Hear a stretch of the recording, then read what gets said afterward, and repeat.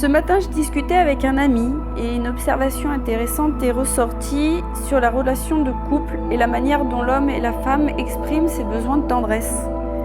On a été d'accord pour dire que souvent, l'homme recherche la tendresse par l'intimité physique. Pour lui, le sexe est un moyen d'obtenir cette affection. Et de l'autre côté, la femme, elle, va attendre la tendresse par des attentions au quotidien, de la communication et des petits gestes tendres réguliers. Et elle va se sentir frustrée quand son partenaire cherchera cette intimité physique sans ces attentions préalablement demandées, explicitement ou implicitement. C'est ainsi que la guerre froide s'installe.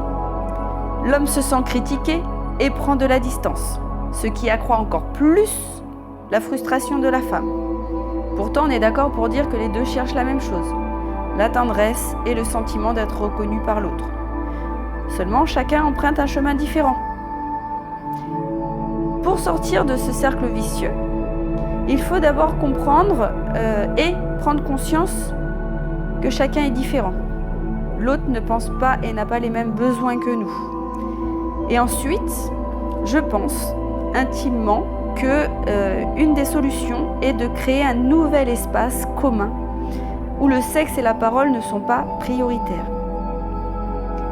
Dites-moi qui dans son couple se masse ou masse son partenaire de temps en temps, dans un espace dédié et régulier, soit au quotidien, soit mensuellement, etc. Peu de couples, je crois, le font.